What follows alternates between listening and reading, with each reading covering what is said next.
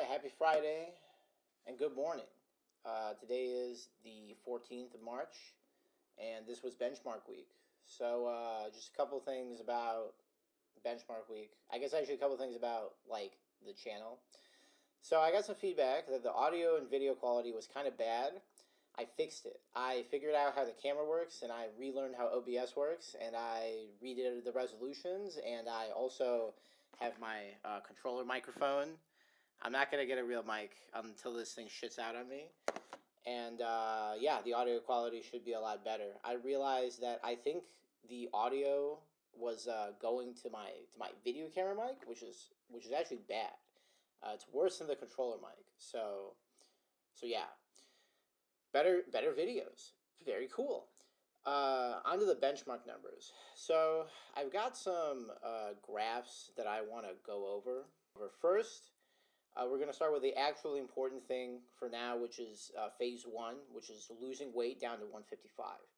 So it's going well. I did the weigh-in this morning. I'll have it later in the video a little bit, but basically I'm sitting around 185, 186. So that's pretty good, down about 15, 14 pounds from the overall 200 number.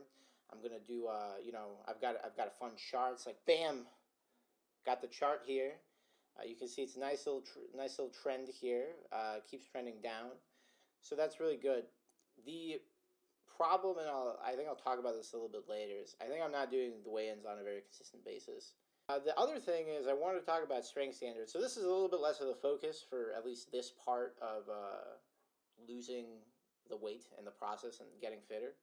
But I did want to at least log some core lifts. So this last week I just kind of did some lifting.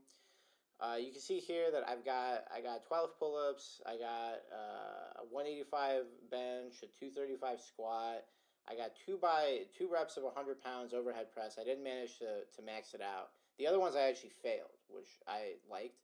And then I did the deadlift is the same as the squat. So I don't really deadlift, and I started out with plates, and I was just like, all right, I'm just going to keep adding weight until I fail. I got up to 2 plates, and I'm like, I feel kind of weird. I feel like I might hurt myself if I do more because I don't really deadlift. I think I deadlifted last more than a year ago, but I actually do squat on occasion. So I felt pretty comfortable going up to a 2-plate squat and failing. And I probably could have done more deadlifts, but I just couldn't. I didn't feel comfortable doing it, and that's okay. So this next week I'll probably do a little continuation of benchmark week. We'll have an actual deadlift number, hopefully in the near future. I'm going to link some stuff below. I want to actually go over these numbers in comparison. So I went into this website called strengthlevel.com, which has a bunch of user input numbers for a bunch of different lifts. I'm going to put them up on screen right here. It's going to be like, bam.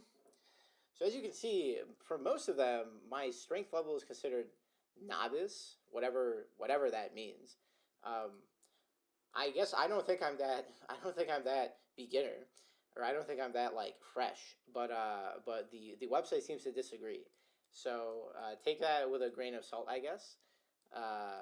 We'll see how these numbers kind of change over time and shape up here. So now I'm just going to kind of play the video from the weigh-in. We'll just kind of get a look at how I look and what the numbers are for this morning. So take it away, bathroom people. All right, good morning. It's 7 a.m. on Friday morning the 13th. This is benchmark week. What? It's the 14th? It doesn't matter. It's still benchmark week. It was yesterday. Okay. So today we're doing a weigh-in, and then I'm just gonna do a 360. This is just gonna be for documentation. Right? I'm not flexing or anything. It's just normal. It's just normal way. All right, on to the weigh-in. All right, how much is it? All right, down to 185.7. All right, pretty good. So down 15 pounds from the original number. So that's great. And now we're just going to do a little 360 here. We're just going to do a little spin. That's right. Just gonna. All right. Don't mind the back pain.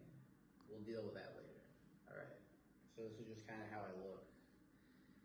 So yeah, this is benchmark week. So we're going to do this again later, and then I'm going to look better. All right.